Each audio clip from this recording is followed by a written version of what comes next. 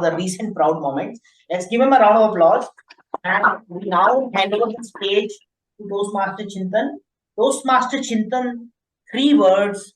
Toastmaster Chintan, over to you. In 2007, I embarked on my first train journey with my mother. That's true. I was not brave enough back then to travel solo. The only travel I was comfortable with from my home to school and back to home. And it took me years to be comfortable with that travel too.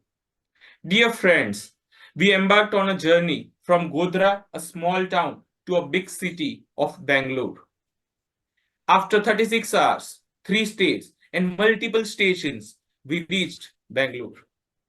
As we stepped down the train, I could see the coolie rush straight to us and he spoke non-stop for 2 minutes. I couldn't understand a single word. I felt like Amir Khan from PK movie, just without the radio. We couldn't understand the foreign language, and with the help of the sign of exit, we reached the exit gate. I tried to find the auto and I stopped one auto.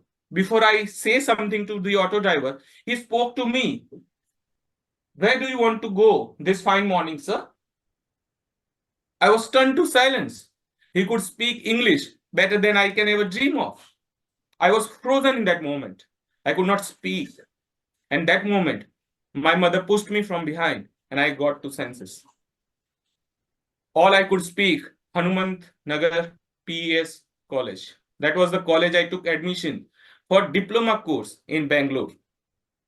It was already 7. We didn't know how much time it would take. And we reached there in an hour. The auto driver asked 500 rupees. And obviously I couldn't negotiate with him in English. So I gave him 500 rupees. As we stepped down the auto, I could see the signboard of my college on the other side of the road. At the same time, there was a small tea stall just next to us. A tea stall where people were enjoying tea and savoring idli sambar. That's my favorite dish. I couldn't control myself, but I rushed to there and I ordered 2 cups of tea and 2 plates of idli sambar. While I was about to take the tea from the vendor, I saw my mother pulling out khakra and khari from the bag. I cancelled the idli sambar order and we started eating khakra and tea. And while eating, I saw my mother's eyes popped up as if she has seen the ghost, because she saw people smoking and carrying liquor in their hands from a shop right next to my college. The scene was too scary for her to digest. For the first time, my calm mother became impatient. And she shouted 3 words: let's go back. But going back was not an option. Have you ever had that problem when going back don't become an option for you? And you wondering why even I took admission in diploma in Bangalore? Let me tell you. Because I had got glorious 41% in my 12th board exam. And the colleges of my state, Gujarat, ignored me like WhatsApp group messages of good morning. Even I had to pay donation to get diploma seat in Bangalore. The reason? Because my past was filled with fear and depression. At the age of 7, I lost my father. My brother was 3. My mother was 29. She had 2 options, either to remarry or to be a single parent. She was clueless. She was naive. She was not even a graduate. It was as if a sky fell on her shoulder. How would you respond when you face the most tragic moment in your life? With hope in her heart and courage in her soul, she decided to be a single parent, and she made a mission to give her children the best life possible. She tried to give everything each day like a peaceful warrior, fighting the wars of life with a peace and smile on her face. And that's the reason, even though she was fighting like a warrior, I was depressed and sitting in the corner of my room. I couldn't come out from that fear.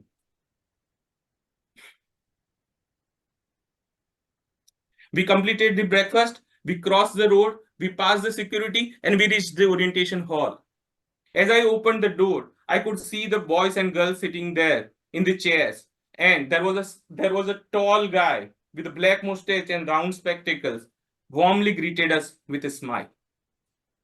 I was happy it was my first day of the college, but as the luck would have it, he asked me in his loud voice, "Introduce yourself." I looked at my principal, I looked at my mother, I looked at him and I looked at my mother and I said three words: "Let's go back." He came to me even closer and spoke even louder, "Introduce yourself." I was so frightened, I introduced in my Gujarati mixed English. People had their best time of their life because they laughed out loud. I was frightened to the core, but I decided to stay there for one more week because my mother said to give it a last try. That day, when I was going back to the railway station to drop my mother, for the first time, I could see the fear on my mother's face and tear rolling down her eyes. For the first time, the peaceful mother became fearful. The last moment when train was about to depart, she said three words. Now this time, three tender yet powerful and transformative three words. "I trust you." How do you feel when someone tells you, "I trust you," even when you don't trust yourself? That day, I decided to make her proud. I made a mission to be successful in life. I started pouring numerous hours in the library. I started watching English movies, motivational talks, TED Talks to learn English. And fast forward today, a boy who could not introduce himself in English is about to end a speech, a full-length English speech. Who was getting 41% is now a research professional in a great firm. All because of three words. Are you filled with fear? Are you on the crossroad of life? I am here to tell you, I trust you. If you see someone filled with fear, tell them, I trust you.